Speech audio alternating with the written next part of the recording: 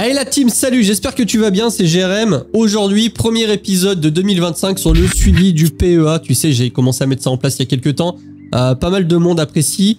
Donc c'est rebelote, on repart sur des vidéos un petit peu plus larges. Cette fois, il y aura évidemment suivi du PEA, mais aussi les 2-3 portefeuilles, on passera rapidement sur les performances. Et par contre, sur ce premier épisode, j'ai envie de revenir un petit peu plus longuement sur le calcul des différentes performances, le benchmarking tout simplement par rapport au marché, parce que j'y ai passé pas mal de temps et tu vas voir que ça peut être relativement intéressant. Je te conseille vivement de faire un tableau de suivi si tu fais de l'investissement boursier, ça te permet vraiment d'avoir un mesuré découpé. Je te renvoie sur une vidéo de ma chaîne si jamais tu sais pas de quoi je parle. Comme d'habitude, je ne suis pas un professionnel de l'investissement, donc bon, tu peux copier mais ne fais pas forcément à l'aveuglette tout ce que je fais.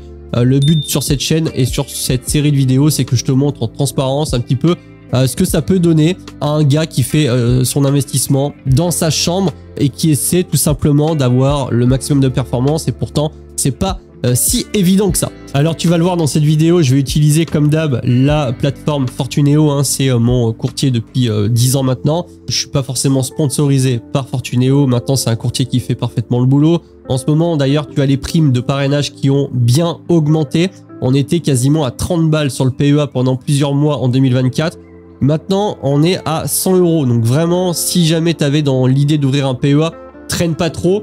Puisque c'est pas impossible que les primes rebaissent. Alors pour ça tu as évidemment un code de parrainage que tu peux retrouver dans la description de la vidéo, mais si le code ne s'affiche pas, il faut que tu cliques sur, tu vois, jeremysensei.fr/fortuneo-parrainage. Ce que j'ai fait, c'est que quand tu cliques dessus, ça t'ouvre cette page, tu as automatiquement le code qui s'affiche ici, parce que quand je le mets à jour, au moins ça le met à jour pour toutes les vidéos, ça m'évite d'avoir à éditer l'ensemble des descriptions de vidéos. Et tu peux également nous rejoindre sur le Discord communautaire. Tu as évidemment tout un ensemble de liens dans la description encore une fois. On va attaquer tout de suite avec le suivi du PEA. À l'écran screen enfin c'est même pas un screen, c'est la valorisation du portefeuille. Je te fais cette vidéo le samedi 1er février. Donc on est à la clôture. J'ai une valorisation de portefeuille de 7257,84 €. J'ai un peu plus de 1000 € d'espèces sur le solde du PEA.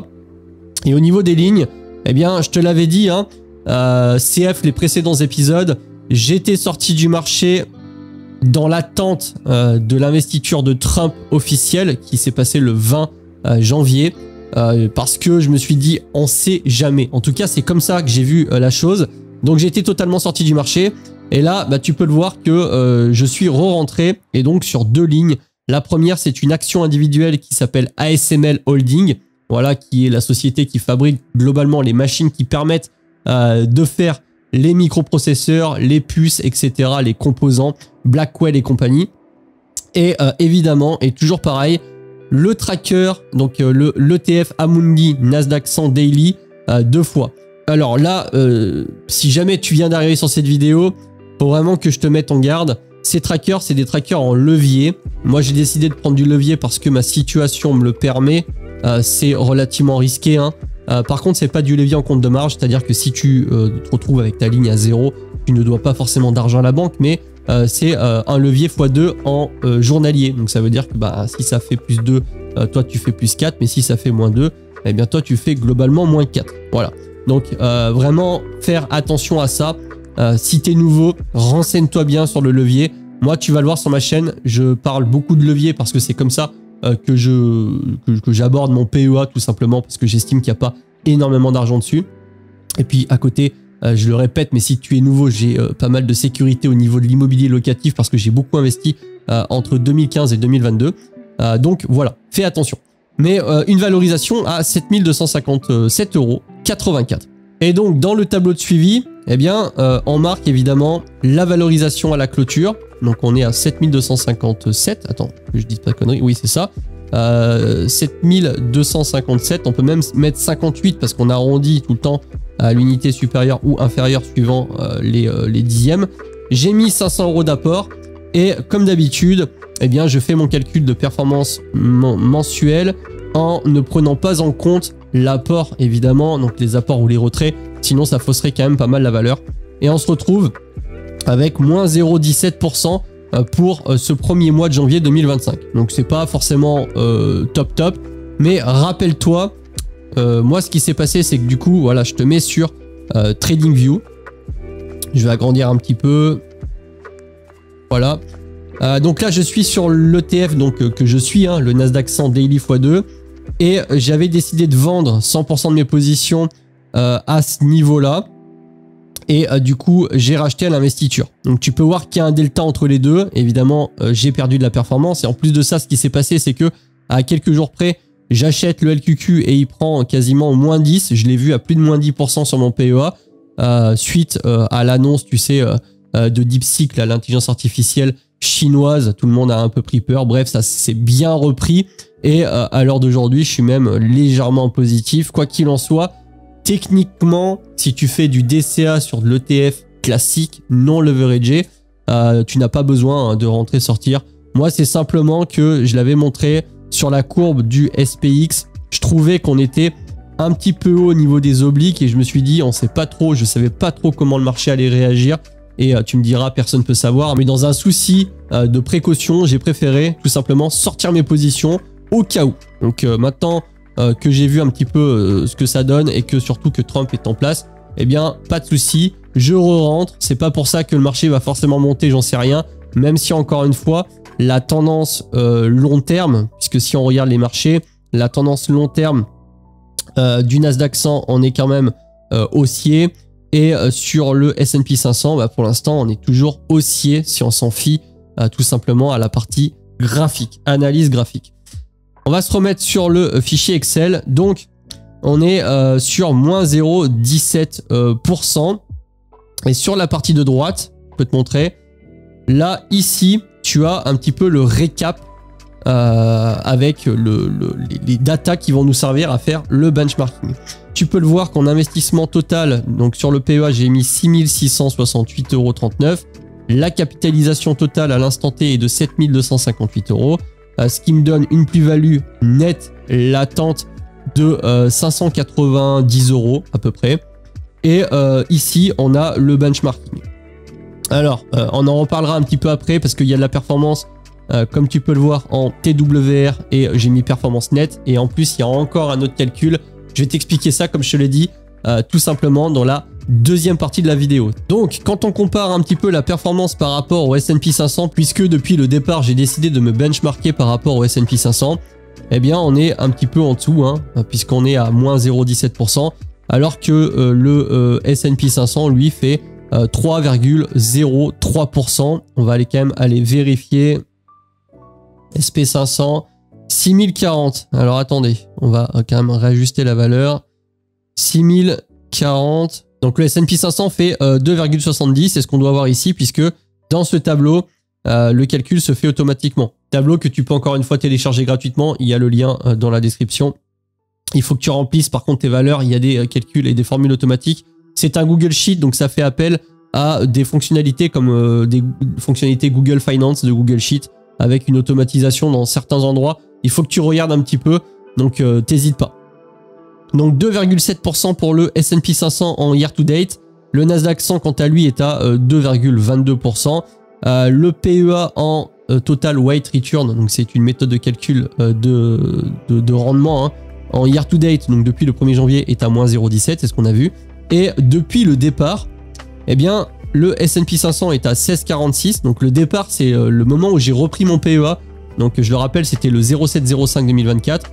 Le Nasdaq 100, on est à 18,72 et le PEA en TWR est à 12,41. Mais tu vas le voir, comme je te l'ai dit après, au niveau des calculs de performance, on peut faire encore mieux que le TWR. Ça peut encore un tout petit peu changer sur la performance. Donc quoi qu'il en soit, au niveau du PEA, comme on peut le voir, on est un petit peu en dessous. Les autres portefeuilles, eh bien, eToro, on est à 13 195. Donc on est en bénéf. Interactive Broker sur le portefeuille idéal, c'est pareil, on est un petit peu en bénéf. Et si on regarde la comparaison sous forme graphique, donc là c'est vraiment une comparaison du S&P 500 avec, on va dire, mes trois principaux portefeuilles qui sont le PEA, le portefeuille hybride eToro et le portefeuille idéal 100% actions individuelles. Tu peux le consulter, mais il faut être membre de ma chaîne. Eh bien, ça donne ça. Donc on peut voir que donc le S&P 500 c'est la courbe rouge. Comme tu l'as vu tout à l'heure, avec une performance à 16,44 depuis le début. Le PEA, il est en bleu, donc à 12,58. Le portefeuille idéal, il est en jaune avec 11,43. Et le portefeuille Itoro est en vert avec 28,30. Alors, première chose, c'est que tu vois que le S&P 500, c'est plutôt assez safe. Voilà, ça monte légèrement, il n'y a pas forcément de variation. Le portefeuille Itoro, lui, c'est les montagnes russes, tu vois. À un moment, on était à moins 14% de moins-value latente. On est monté à plus 50%, etc. Pourquoi? Parce que c'est un portefeuille hybride. Et là, actuellement, je te cache pas qu'il est très fortement orienté crypto-monnaie. Et le portefeuille, eh bien, on va dire d'actions individuelles Tech US, quant à lui, fait pas mal de variations aussi, mais s'en sort plutôt pas trop mal pour un portefeuille stock picking. Encore une fois, ça fait même pas un an que le benchmark a été repris. C'est pas assez représentatif. Moi, j'aime bien avoir 3-4 ans minimum et si possible avoir au moins une année de correction comme on avait eu en 2022. Alors, tout à l'heure, je te l'ai dit, au niveau du calcul des performances, je vais t'expliquer 2-3 trucs parce que ça peut en intéresser certains. Puisque on va se remettre sur le PEA.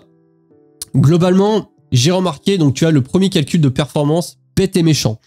Tu regardes ce que tu as investi, tu regardes quelle est ta valorisation et du coup, tu peux sortir ta performance totale en pourcentage, tout simplement en faisant ça moins ça divisé par ça. Donc la valeur actuelle moins la valeur initiale d'ajout divisé par la valeur initiale d'ajout. Donc ça te donne une performance très standard, c'est très simplifié de calcul de pourcentage. Ça nous donne 8,84. Ça, c'est le premier truc. Le deuxième truc, c'est le calcul de la performance qu'on appelle en TWR, donc Total Weight Return. Tu peux te renseigner, hein, il y a pas mal d'infos sur Internet. Globalement, comment on fait ça? Eh bien, déjà, on doit calculer la performance mensuelle en ne prenant pas en compte les apports, c'est important. Tu peux voir que là, dans la formule de calcul en haut, je retire évidemment les apports ou les retraits et je fais un calcul net de la variation mensuelle. Une fois que je l'ai, ce que je vais faire, c'est que je vais faire 1 plus la variation mensuelle. Donc, quand je vais faire 1 plus 634, globalement, ça va me donner 1,0634. Et quand je vais faire 1 plus 557, globalement, ça va me donner 0,94 et quelques. C'est les montants que tu vas retrouver ici. Et ensuite, ce qu'il faut faire, c'est qu'il faut multiplier les ratios entre eux au niveau mensuel et tu fais l'ensemble moins 1. Alors, je vais te montrer. Tac. Tu vois, c'est cette ligne-là. Tu multiplies les ratios entre eux et tu fais moins 1. Et ça va te donner ce qu'on appelle la performance en TWR. Donc, c'est une performance qui colle un petit peu plus à ce que tu peux tout simplement retrouver sur le benchmarking des performances. Maintenant, moi, ce que j'ai fait, c'est que j'ai essayé quand même de faire un petit peu différemment et de me retrouver avec l'exactitude des performances du benchmark. Et pour ça, j'ai fait une chose relativement simple. C'est qu'au moment où j'ai redémarré mon portefeuille, j'ai tout simplement regardé la valeur du S&P 500 à l'instant T. La valeur, c'était 5187 et j'ai pris cette valeur de référence pour avoir un référence 0 de mes autres portefeuilles. Donc, j'ai mis vraiment 5187 sur PEA, Itoro, portefeuille idéal, etc. Ensuite, j'ai un deuxième petit tableau de performance où là, je vais reporter, comme je te l'ai dit, les performances calculées en ne prenant pas en compte les apports et les retraits, eh bien, mensuellement de chaque portefeuille. Donc là, tu vois par exemple qu'au mois de juin, le PEA a fait 6,34, le portefeuille Itoro a fait moins 8,41, le portefeuille idéal a fait moins 1,50, le S&P 500 a fait 5,42, etc. Et je pars du coup je te remets de la valeur initiale et tout simplement le mois de juin, je vais le calculer avec la variation mensuelle sur le pourcentage. Et en fait, ce qui se passe, c'est que quand je regarde et que je calcule comme ça pour le S&P 500, ça me donne bien que, tu vois, au mois de mai, on était à 5187. Et quand je le fais par la calcul mensuel de variation, j'arrive au mois de janvier à 6040, ce qui est exactement la valeur actuelle du S&P 500. Et donc, ça colle parfaitement. Il suffit simplement de faire la même chose pour le PEA, le portefeuille Itoro et le portefeuille idéal. Et on se retrouve du coup exactement avec le bon benchmarking. Ce qui nous donne, si on regarde, eh bien, les valeurs suivantes. Donc le PEA depuis le début avec cette méthode de calcul nous donne un rendement total de 12,58%. Là, les variations que tu vois en fonction des mois, c'est pas la variation du mois, c'est la variation du mois par rapport au début. C'est-à-dire, en novembre, j'étais à 15,89% de performance totale. En janvier, je suis à 12,58% total depuis le début. Et donc, on a 12,58 pour le PEA, 28,30 pour le portefeuille taureau, 11,43 pour le portefeuille idéal et du coup, 16,44% sur le S&P 500. Et le S&P 500, quand je prends le calcul avec, pour le coup, la fonction de Google Finance sur Google Sheet et que je lui demande de me sortir la performance du S&P 500 depuis l'instant où j'ai redémarré mon portefeuille, c'est-à-dire depuis le 07/05/2024, par cette méthode de calcul me donne bien 16,46. Donc pour moi, on est vraiment sur ce qui se rapproche le plus de quelque chose de fiable sur le benchmarking. Et c'est ces valeurs-là que tu retrouves dans ce tableau graphique. Donc là, on a, comme tu peux le voir, le portefeuille eToro qui est à 28,30 et donc à un alpha, donc ça veut dire que sa surperformance totale est plus de 12% par rapport au S&P 500 qui est à 16,44.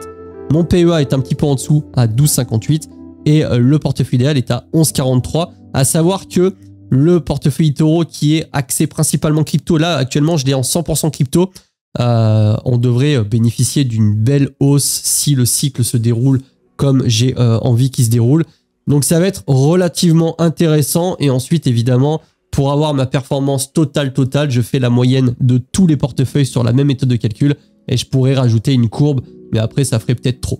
Donc si tu as l'envie de ton côté de benchmarker, tu peux utiliser cette stratégie.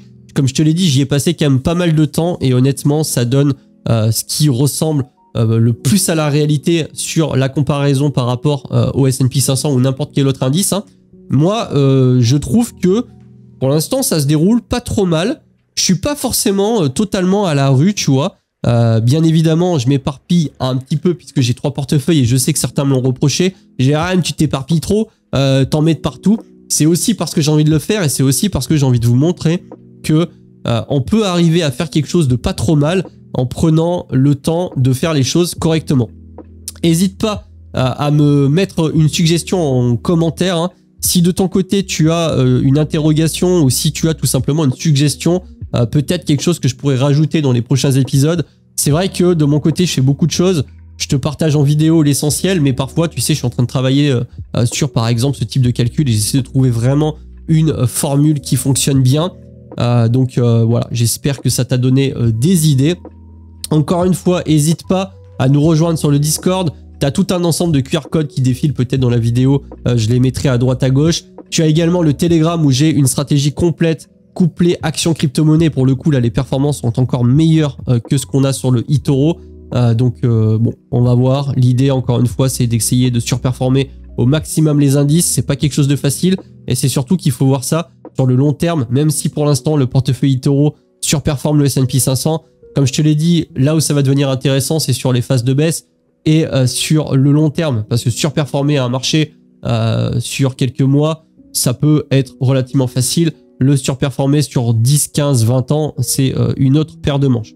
Donc n'hésite pas, si tu avais dans l'idée de te lancer en bourse, déjà rien que le fait d'ouvrir son PEA et de faire tourner ce qu'on appelle le compteur, parce que sur le PEA tu as un avantage fiscal au bout d'un certain temps, eh bien tu peux utiliser les différents liens dans la description. Tu as également Interactive Broker qui depuis pas longtemps propose l'ouverture d'un PEA et de manière générale, moi c'est le courtier que je préfère. Je te mets un petit QR code, tu peux aller jeter un œil, c'est assez incroyable et d'ailleurs l'action Interactive Broker fait des merveilles en ce moment. Voilà, on a fait rapidement le tour, c'est fini pour aujourd'hui. J'espère que tu as kiffé. Je vais te laisser avec un guide bourse complet.